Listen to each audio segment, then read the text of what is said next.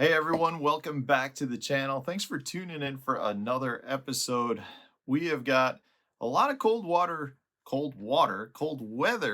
pushing through the country right now, which is leading to a lot of cold water. And because of that, I've gotten a lot of questions from viewers wanting to know where the best locations they should be looking to catch bass. And that varies a little bit around the country. I mean, obviously up north right now, we're froze over.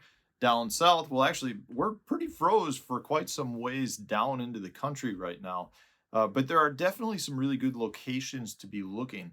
And anytime you're talking cold water, you've got potential for shad die-offs. You've got a lot of fish that are just very lethargic and they're not looking to feed that much because they're not expelling that much energy. Fish, bass specifically, but fish are cold-blooded creatures, which means as their temperatures drop, they generally become much less active. They don't need to eat as much because they're not burning as many calories, right? So that can lead to some pretty difficult fishing when you have fish that are only looking to feed every, once a week or every so often, which makes them harder to catch in a long run. Now, having said that, you can still have some pretty good days fishing in the winter, but it's important to be looking in the proper places. So today I want to provide you with some specific locations that will really help you up the odds in terms of catching more fish.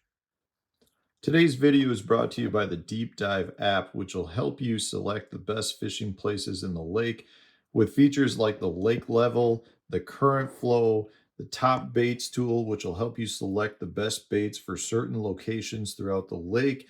Whether that's a clear water, stained water, dirty water, it'll choose the best bait for that location, provide you with all the information like what structure, what retrieve, different reel, all of the information that you need to catch the fish.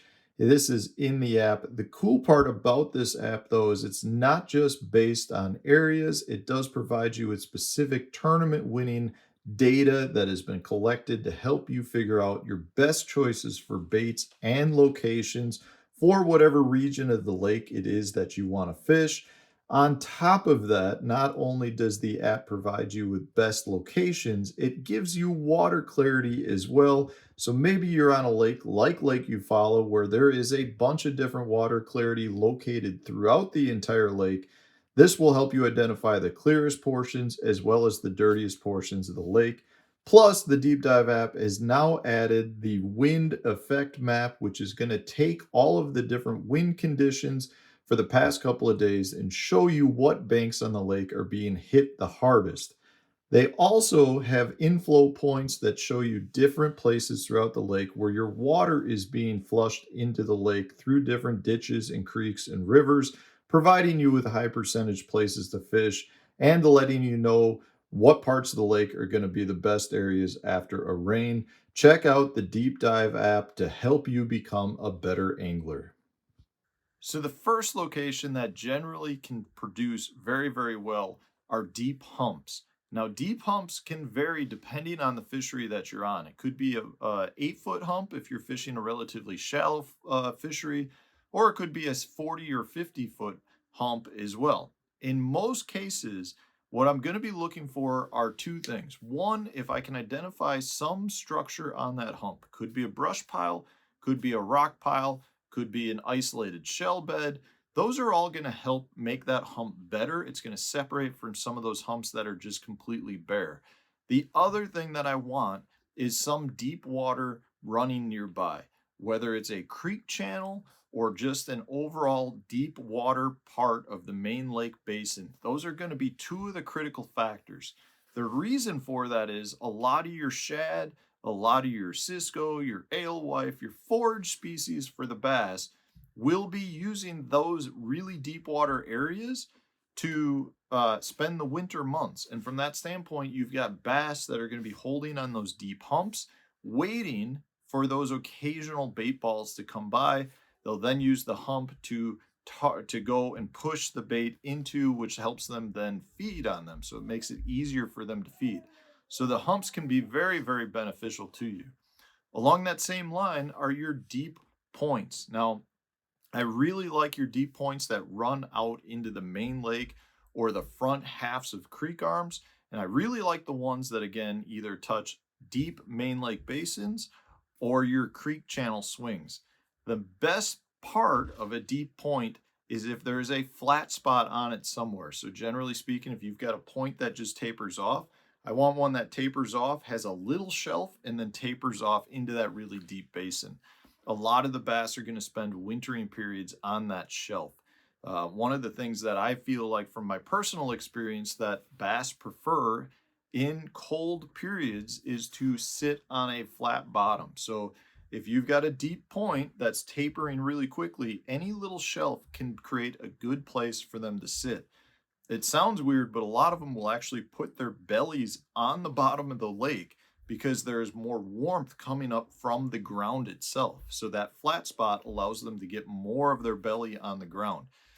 Really similar to us, if we've got a cold day out and you're trying to warm up and there's a park bench you want to sit on, the park bench portion that is flat is going to absorb the sunlight and it's actually going to produce more warmth.